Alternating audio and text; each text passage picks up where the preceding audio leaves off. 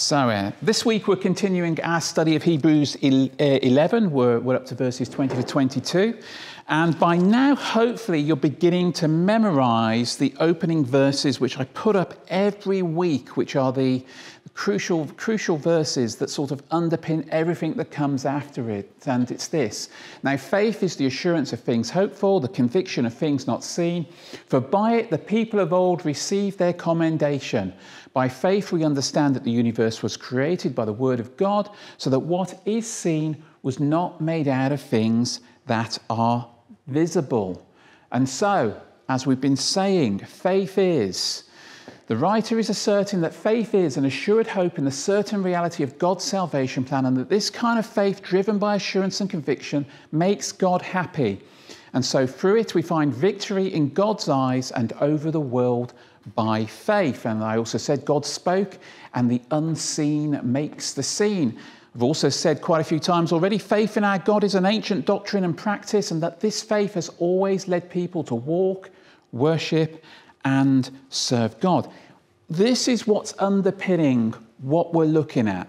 These are things that you should have grasped by now if you've listened to the sermons that we've done, if you followed along with us. And I'm not going to stop saying it, because these are important truths that we need to grasp. And they will change the way you view things and the way that you live your life if you start to realise some of what's up there on the board. Especially as this is the very reason that God is happy with us. It says, we find victory in God's eyes and over the world by faith. If you want God to smile at you, be happy with you, walk in faith. That's what you are called to do. Nothing else you can do but that. Everything else is filthy rags by comparison to doing what we are called to do, to walk in faith with our God. So far, we've been looking through certain things, and last week we returned to Abraham's story after a brief sidebar to remind the Hebrews in the letter of the purpose of the letter, which was a call to persevere and not give up in their walk of faith with Jesus. They were on the edge of giving up. They were on the edge of sort of going back into what they'd come from, and they were being called to persevere, not give up on Jesus, not give up on what they had learned, something that was better.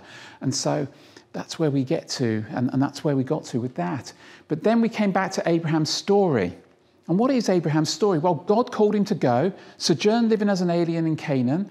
We saw how Abraham persisted in his sojourn because he knew there was much more to come, because of God's faithfulness, and how at a ripe old age a child was born to himself and Sarah. And then we saw God test him by asking him to sacrifice his son. A test Abraham passed, even though he didn't physically sacrifice Isaac. Really important. He didn't physically sacrifice Isaac, but he was there ready to do it. He was as good as dead in Abraham's mind. He passed the test. He was willing to do that. When God calls our name and we reply, here I am, yes, sir, we prove our mettle by doing what we are called to do, no matter the cost. No matter the cost. And I think that's the hardest thing for our society today, particularly our Christian society. You see, quite often we count the cost, and the cost we find it's a little bit too high. It might actually cost us real things. And when it gets to the point where it might cost us real things, that's sometimes where we're found wanting. But not Abraham. Not Abraham. When he was called to sacrifice something very real, he was willing to do it. He loved God more. And we went through the whole story and what that was about, and you can go back and look at that if you think anything I'm saying sounds a bit cold.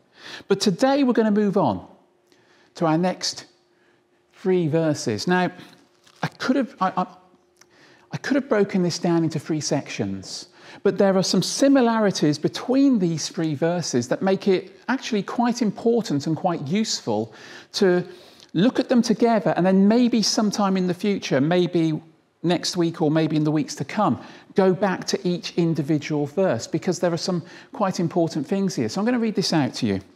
By faith, Isaac invoked future blessings on Jacob and Esau. By faith, Jacob, when dying, blessed each of the sons of Joseph, bowing in worship over the head of his staff. By faith, Joseph, at the end of his life, made mention of the exodus of the Israelites and gave directions concerning his bones. And so we got these 3 verses. They're kind of 3 really quick-fire verses. You could almost run over them and sort of not even think about them as you're reading it, because there's more detailed stuff to come, or stuff that looks a little more exciting, even involves names that we find more inspirational maybe. But here we have 3 characters who are rattled off, and they have some really important things that they can teach us in the similarities that there are between these 3 verses.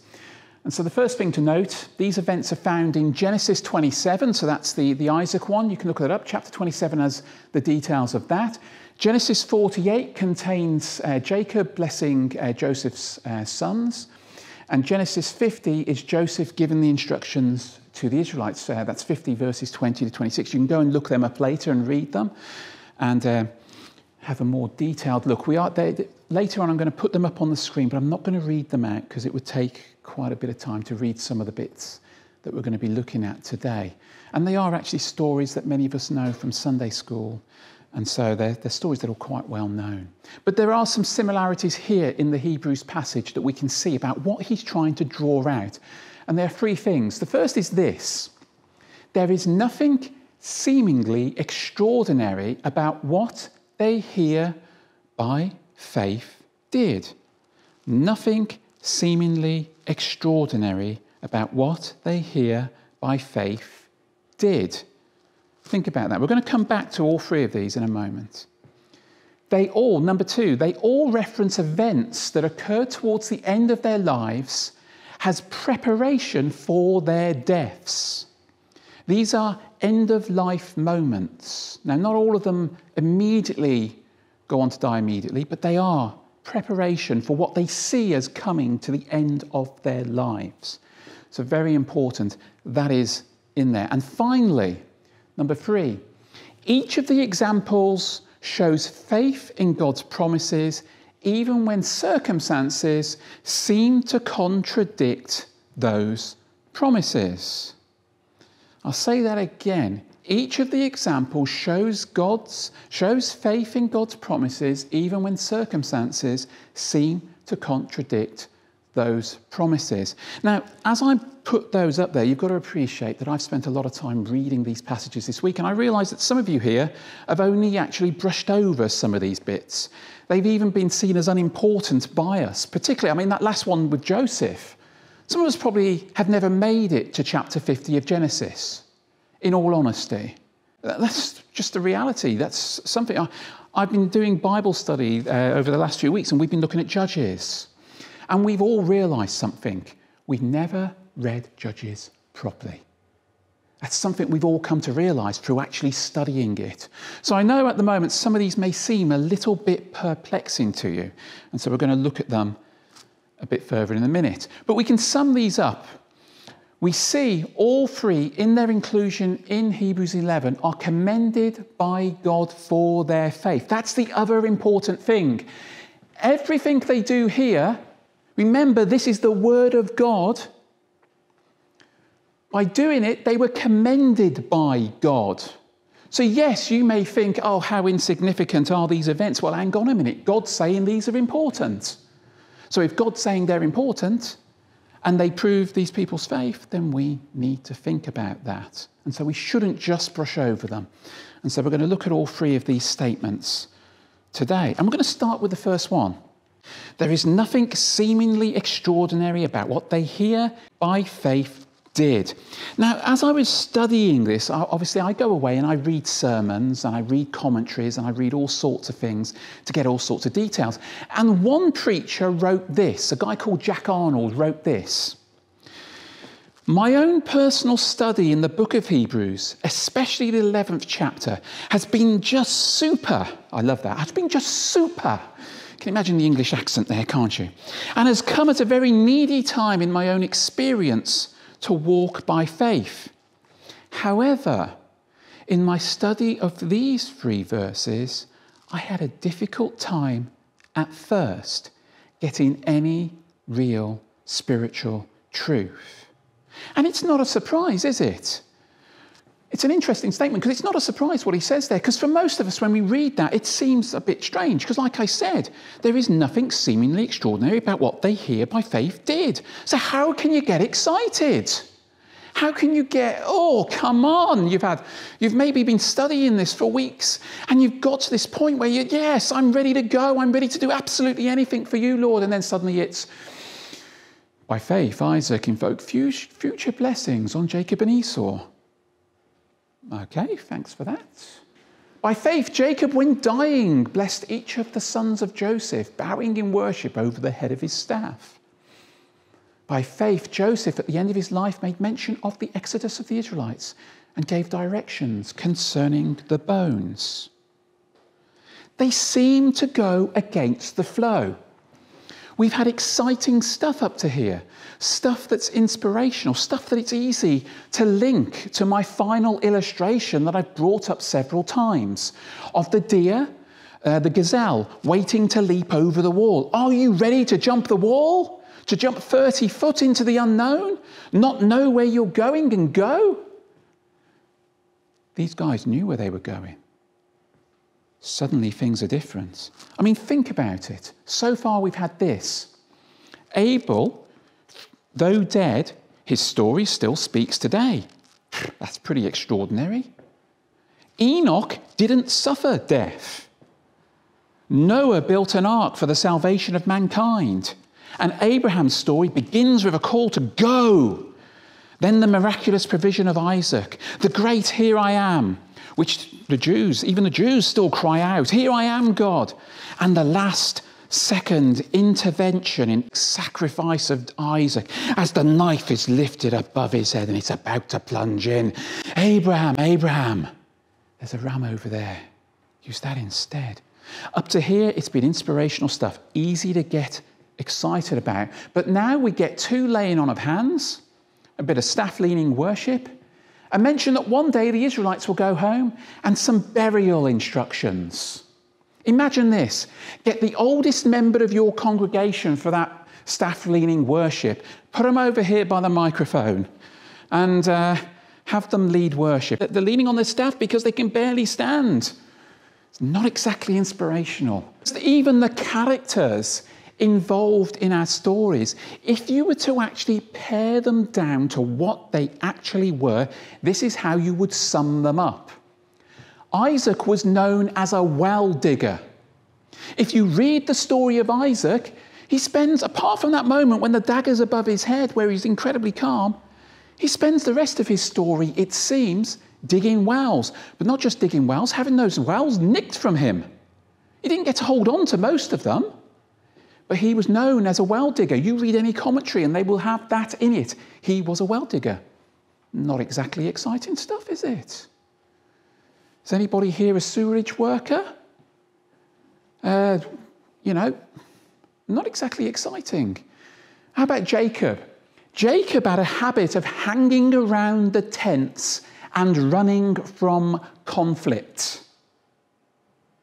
That was essentially him. He is actually described the opposite of his brother. His brother's is far more inspirational than Jacob because he was a strong, burly man who could hunt a hare with a bow and arrow. I mean, I know there's some of you here got guns, but you couldn't do it with archery, could you? I bet you anything. If you went out with a bow and arrow, you'd catch nothing. But here's Jacob. Off you go, Esau. I'm going to hang around with the women around the tents. Got a good bit of gossip going today, mate. Bit soft, really. And then we see him running from almost every conflict he gets himself into. Yeah. How about Joseph? Joseph, again, was basically a dreamer, a mollycoddled favourite son of his father, who became an administrator. Yes, it was a very high-powered administrator, but if you've ever met anybody with the gift of administration, someone who's a really, really good administrator, I've got a friend who is, he would know who I was talking about if I was saying this. But the truth is, to look at him, he does not look heroic. He doesn't. He works at the Welsh Assembly. He doesn't look heroic. He's an absolutely amazing administrator.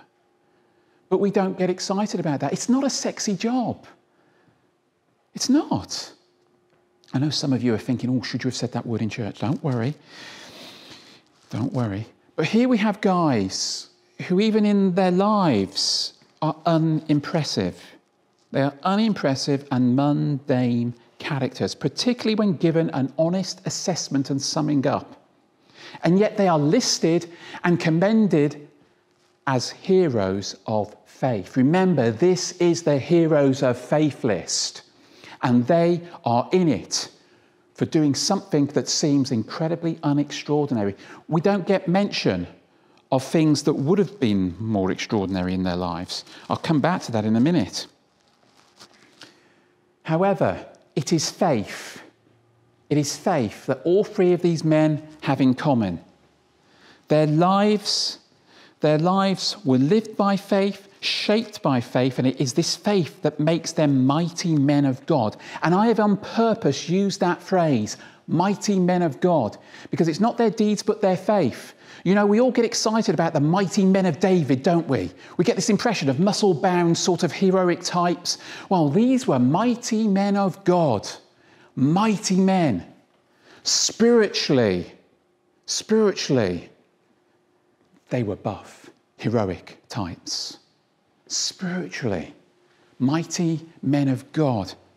Mighty men of God.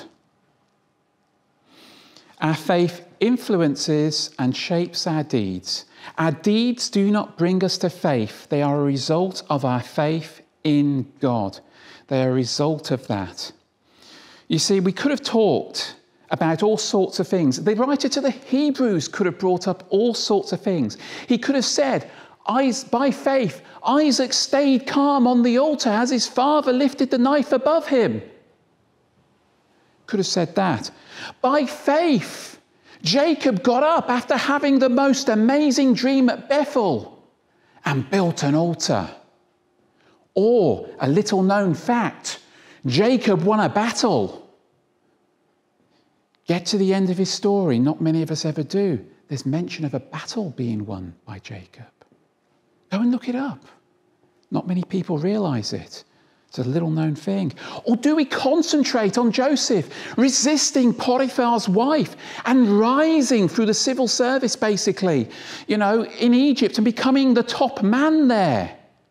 And the dreams he interprets. No, those are not the things we concentrate on here. Instead, we get these mundane things. We are pointed instead to their passing on of the promises of God. The future blessings they had put their hope in, lived their lives by, on which they stood, their firm foundation, God.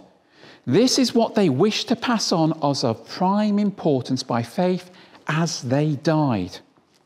So by faith, these guys, when close to death, make absolutely sure that the blessings and promises that by faith in the one triune God they lived by are passed on to the next generation. What could be more exciting than that? What could be more exciting than that? To know that at the end of your life, you pass on your legacy. I have met many really, really elderly Christians. And throughout my life, they have mentored me in a way no one else could. People in their 80s and 90s, prayers, people who have shared their faith, their steadfastness, their wisdom. What they've been doing is they've been handing on what they've learned all their life to me. And they have blessed me by it. Blessed me by it. What an incredible blessing these guys were being. That's what they were doing. In these mundane moments, these seemingly unimpressive moments, they were passing on their faith. And I put this verse here because I wanted to read it out to you, because I think the writer to Hebrews, he talks about this later, about what we are supposed to do, what should be our vision. He says this, therefore, since we are surrounded by such a great cloud of witnesses, let us throw off everything that hinders and the sin that so easily entangles, and let us run with perseverance the race marked out for us, fixing our eyes on Jesus, the pioneer and perfecter of faith. For the joy set before him, he endured the cross, scorning its shame, and sat down at the right hand of the throne of God. Consider him who endured such opposition from sinners, so that you will not grow weary and lose heart. These guys were at the end of their life, and they were obedient to the words that are contained in that verse. Their eyes were fixed on Jesus. Their eyes were fixed on God. Their eyes were fixed on the promises they had lived their lives by. And now they wanted to make sure that other people got to live by those promises. That they fixed their eyes on God so that they could be blessed in a similar way. And so we may think we've got something quite mundane happening, but we haven't. I think as we move on to the next bit, the next sort of similarity, I think, gives us a reason why we find this a little bit unimpressive and a little bit like something that maybe we want to avoid. And that's because they all reference events that occurred towards the end of their lives as preparation for their deaths. You see, it's been really interesting studying Hebrews. I've spent the last 11 weeks studying Hebrews, which has led me to study Genesis, which has led me to look into Exodus. It's led me all over the Bible. It's been a really interesting study. However, the very nature of the subject matter has led me in many instances to books and sermons talking about death. When you read Hebrews, you can't avoid talking about death because it tells us to look to the future. And there's only one thing that's certain for all of us in the future. One day we're going to die. But all of our characters look beyond that moment to the distant shore, to the faraway land. And so Hebrews is a book that when you study it, you end up confronting death. You end up having to think about it. And so our writer in the Hebrews is not afraid to talk about the end of lives, because not only was it something that should have been natural, should have been something we were not afraid of, but these guys were facing death, were facing persecution. And he was saying, guys, you're going to have to face this if you want to follow Jesus. Face up to death. Prepare yourself. Look forward like these guys did. What is it that you want for your kids? What is it that you want for your neighbours?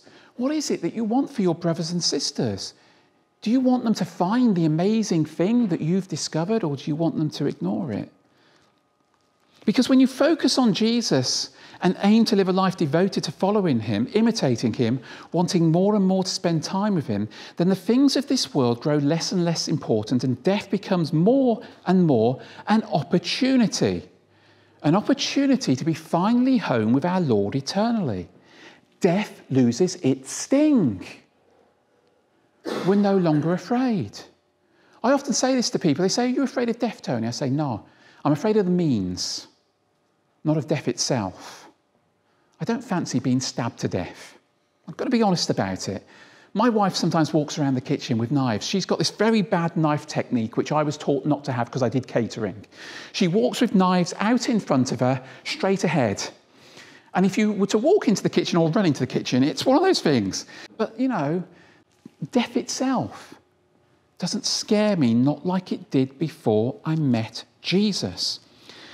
And if you take time to study the book of Hebrews, the idea of dying well will come up often in many of the books and sermons you read.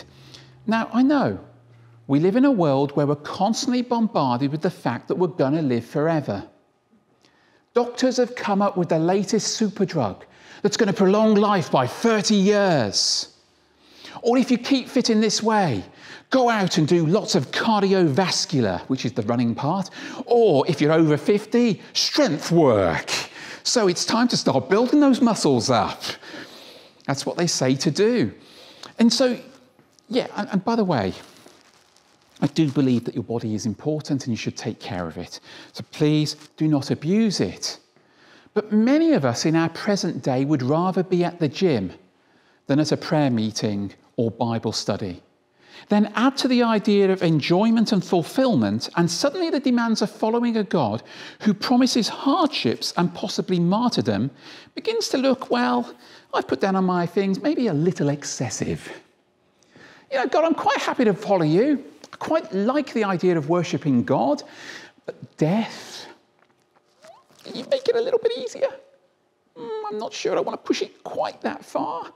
And to be honest, Corrie's on every other night at 8 o'clock, followed by, I think it's a 9:30 showing later or something. They've messed up with things nowadays, haven't they?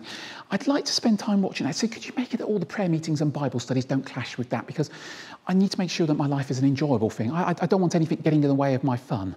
Okay? Please don't do that. Please don't. So you know, the world's pleasures. And so for many people, we avoid subjects that we find difficult. Subjects that we find hard. And it's incredibly strange that we avoid the subject of death, because the subject of death is key to our salvation. Our Saviour died upon a cross for your sins because you deserved death. And he went and stood in your place. And because he died, he then rose again from the dead. He didn't rise again from the life. He rose again from the dead. And so conquers death. We have the good news about death. So why not talk about it more, confront it more? In his resurrection, he conquers death. He conquers death. He calls us to follow him. He calls us to forsake this world's pleasures, to follow and serve him. And so it is with our characters. They confront death. They go out serving God, preparing for death by delivering his blessings and promises to those they will soon leave behind. But to these guys, who themselves were similarly blessed when their own father passed, they see it is of crucial importance to make sure that the promises of God are embedded deep within their children or grandchildren's hearts, because they're going to need it for the road ahead. For the road ahead is not an easy one. And we need to take that on board. The Bible does not promise you an easy life. Sorry, it doesn't. I wish I could say that. I wish I could be Joel Osteen and give you, Joel Osteen's gospel. I was talking about this on Friday night with the house group, and I gave him my best Joel Osteen impression, where I was saying, I'm not about sin, I'm about the love, I'm about the good things. I want to build you up. I want to build you up and send you out to be successful out there in the world. I want you to be successful. And the way to be successful is to concentrate on the love of the Lord. It's a false gospel. The gospel, it puts us onto the narrow path. The very fact that it's called the narrow path tells us it's going to be hard. Have you ever tried walking on a narrow path? Spend half your time trying to fall over. And if your legs are gone, it's even worse. I mean, if you're in a wheelchair, the narrow path is a really difficult place. But the narrow path is tough. The narrow path is not easy. It's a tough road. That's what we're called to be on, and so are these guys. So they saw it as really important. If you're going to stand on this path, you need to know the promises of God, and you need to stand upon them. Stand upon them. And then we move on.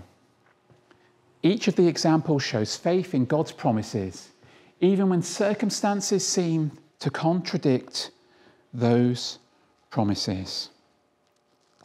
Now, I'm not going to do a massive in-depth dive into each of the three stories. As I said at the beginning, that might happen at another time.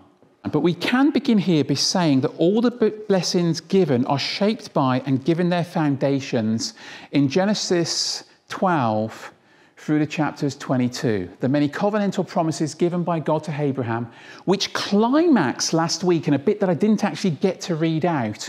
They climax in chapter 22, verses 15 to 18, with a divine oath from God. A divine oath. And I didn't get to that part last week because we're running short on time. But it ends with a divine oath from God. That's pretty big, to get an oath from God. This is what Abraham's promise was, a divine oath from God. It's pretty awesome. And if there were any doubts, if Abraham and Isaac had any doubts about God's promises, that divine oath was really the seal that put the cherry on top of the cake. That was God saying, I'm making an oath with you. I swear it by myself. That's what God says.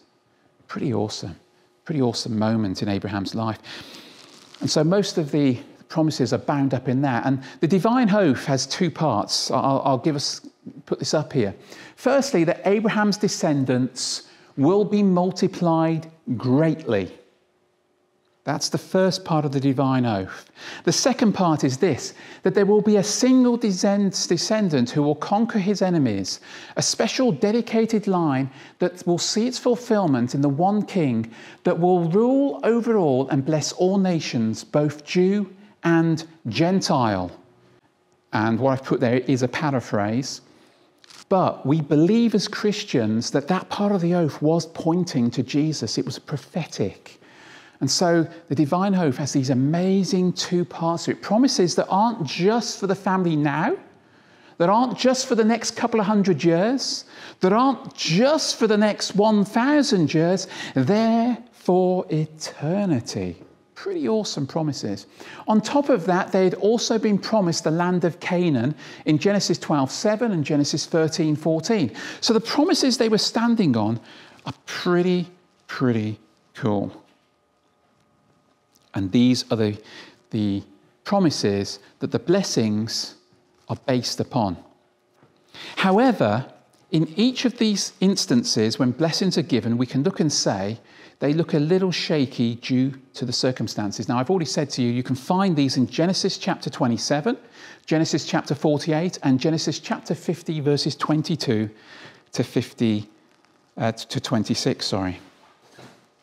Now, what I'm going to do next is I'm going to put blessings and promises on here, on the screen in front of you, so you can actually see them. I'm not going to read them out, okay? I'm just going to put them up there and refer back to them. So just to warn you. The first one up there is, by faith, Isaac invoked future blessings on Jacob and Esau.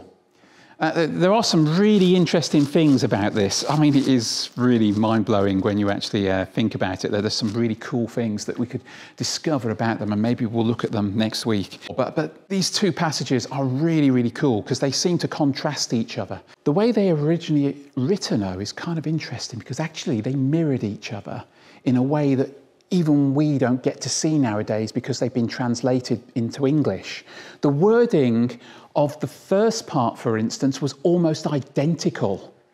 There was just a short little Hebrew character put in that changed it to what we see in our English Bibles.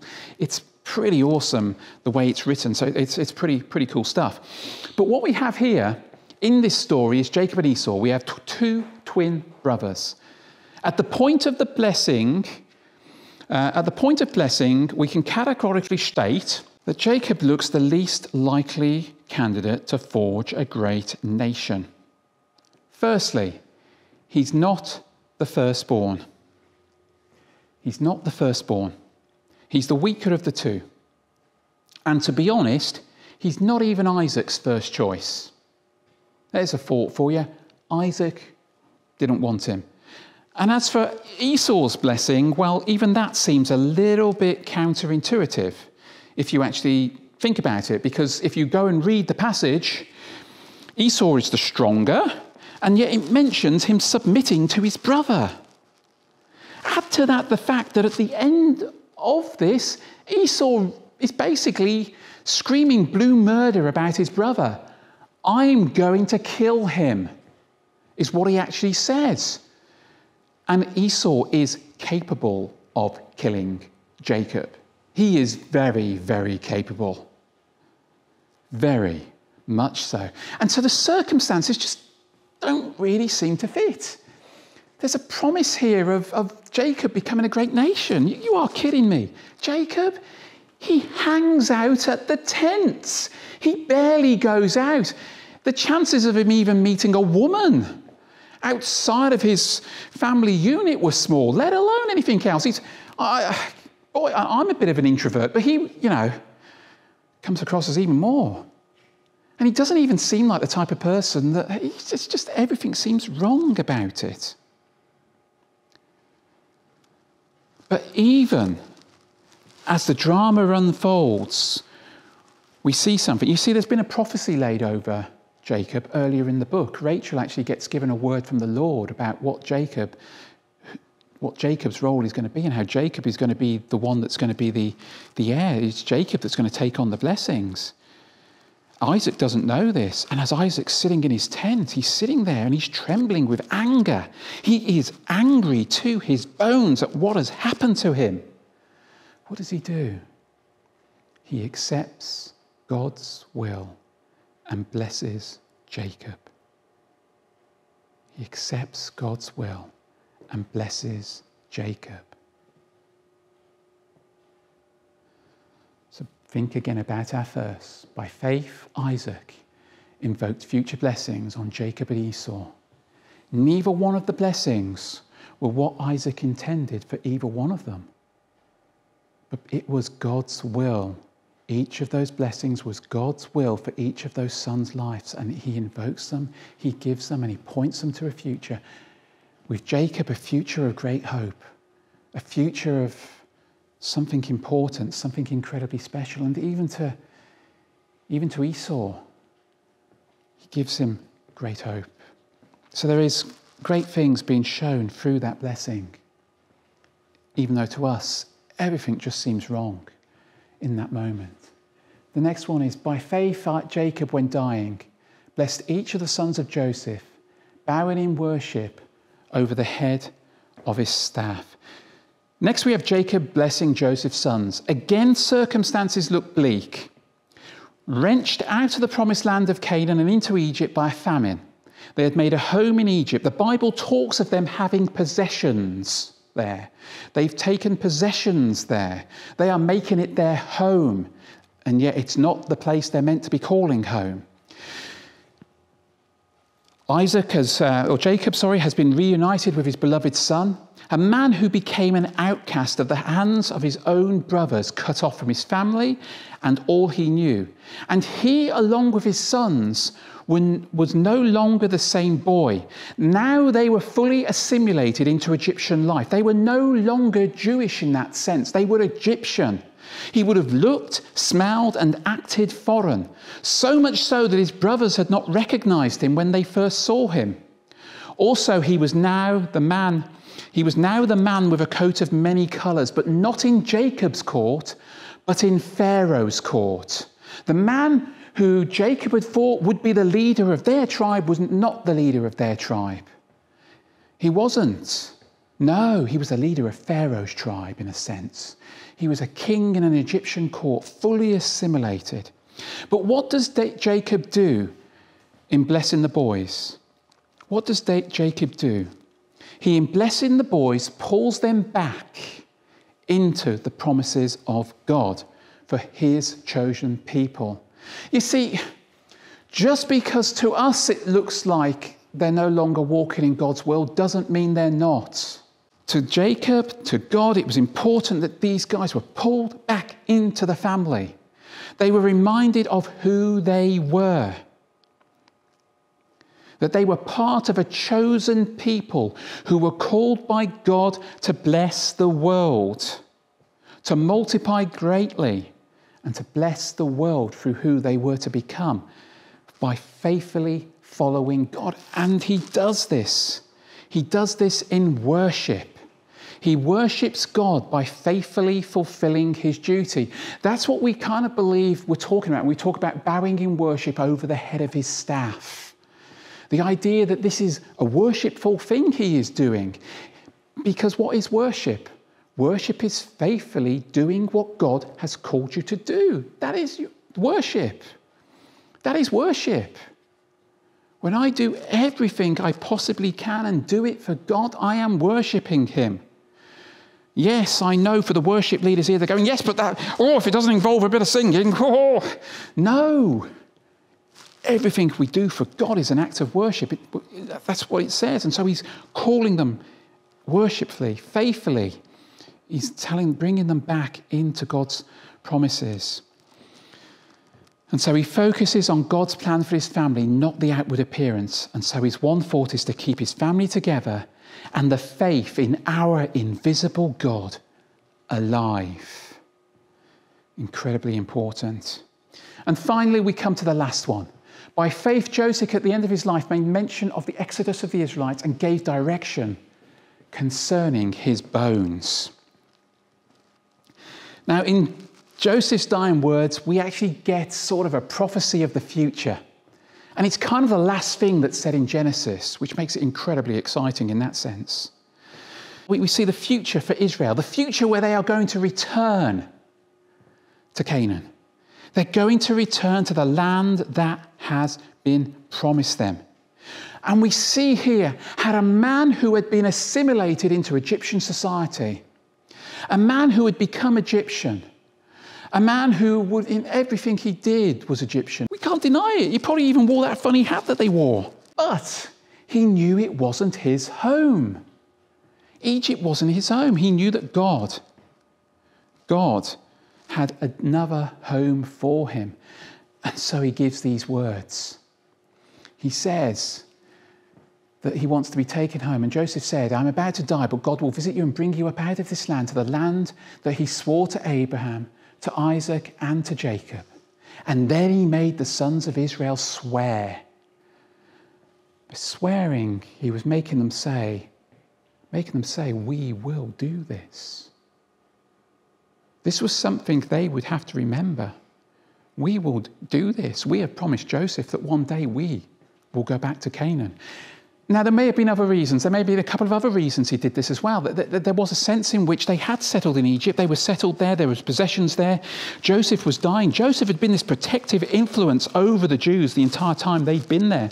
Whilst he was alive, they were taken care of. But now he was going.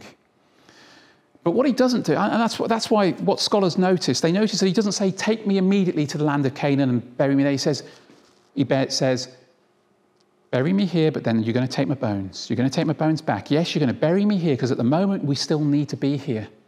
But one day you are taking me back. And so we have this prophecy.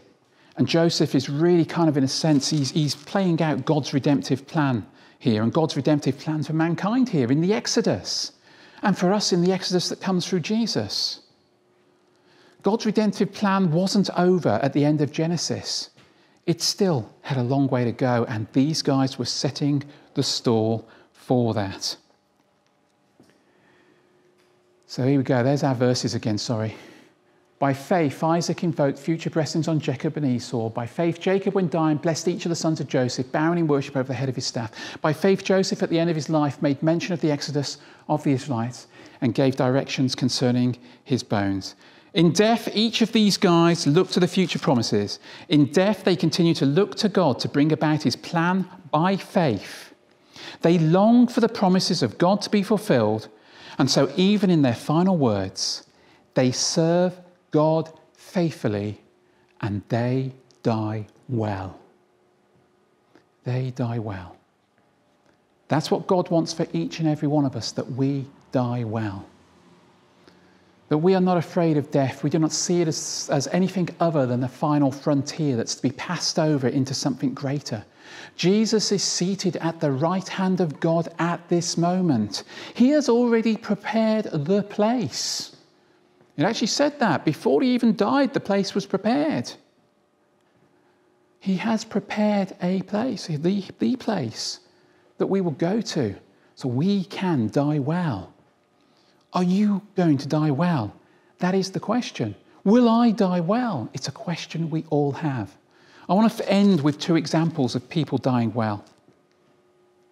Many years ago, some of you may have read this in Daily Bread. Many years ago, a ship known as Empress of Ireland went down with 130 Salvation Army officers on board, along with many other passengers. Only 21 of the Salvation Army people survived. Of the 109 that drowned, not one had a life preserver. Many of the survivors told how these brave people, seeing that there were not enough life preservers, took off their own and gave them to others, saying, I know Jesus, so I can die better than you can. Whoa, there's a thought in it. Each of you in this room can die better than any person out there who doesn't know God. Would you be willing to throw yourself in front of a car to save someone, knowing that you can die better than they can? That's what these guys were willing to do. Whew, that's scary stuff, isn't it? That is scary. Or how about this one? A young woman was about to be operated on for throat cancer. Her chances of survival were slim. At best, she might lose the ability to speak for the rest of her life.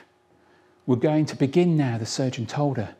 So if you've anything you'd like to say. For a moment or two, the young woman remained silent. Though her mouth moved several times as if to speak, finally she said in a calm, clear voice, "Blessed be the name of Jesus." Blessed be the name of Jesus. Those could have been her final words, and that's what she wanted the doctor to know. If our sister Karen was here, she could maybe share afterwards her experiences of being at death's door at one point. And now when she was in hospital, she kept actually testifying to the doctors about the fact that God was in control and that Jesus was Lord of her life. And so she wasn't afraid. She actually came through it. But she said there were so many miracles that happened, she had to keep sharing them with the doctors. Just like this lady. Now, I don't know the outcome of the surgery. I do know that she trusted God's promises, even though circumstances seemed contradictory. Faith faces death by trusting God to fulfill his future promises, even when circumstances seem to contradict those promises. By so doing, we join Isaac, Jacob, and Joseph, who all died in faith, without receiving the promises, but having seen them and having welcomed them from a distance. You see, we all hope, don't we, that we'll live until Jesus comes back so we don't actually have to die. The truth is, we all do. Most of us do anyway. But many of us won't see Jesus come back in this lifetime, but we will go to meet him in heaven. We will see him when we are resurrected ourselves. We are safe, and that's how we live our lives. And so we have three passages that look not the most exciting, but they teach us an awful lot that we can be excited about. Are you excited about your future? Or are you scared to jump over the wall? Are you scared to face whatever's in front of you? Would you rather stay where you are and eat the nice grass here that's maybe a little bit threadbare, but at least I know where it is and I know what it looks like? Where the keeper looks after me and delivers food 3 times a day. Possibly 4, because I don't know what type of animal these are, how many times they need feeding. Is that what you want? A life of enjoyment? Or is your vision God? Because that's the only vision we are called to have as Christians, is God. We often talk about vision. Most times when we talk about vision, we're actually talking about strategy. We're not actually talking about vision, we're talking about strategy. Because the Bible talks about vision being one thing, Jesus. Jesus is our vision. And so today we are actually going to end our service with a song that actually says that. A song that says, "Be thou my vision." Who is it you want to be your vision? What is it that you want to be your vision? If it's not God, then it's worthless. If it's not Jesus, then it's worthless. First, focus on him. And then God will send you where you need to be. He will take you to the places you need to be. He will have you doing the right things if you focus upon him first and him alone.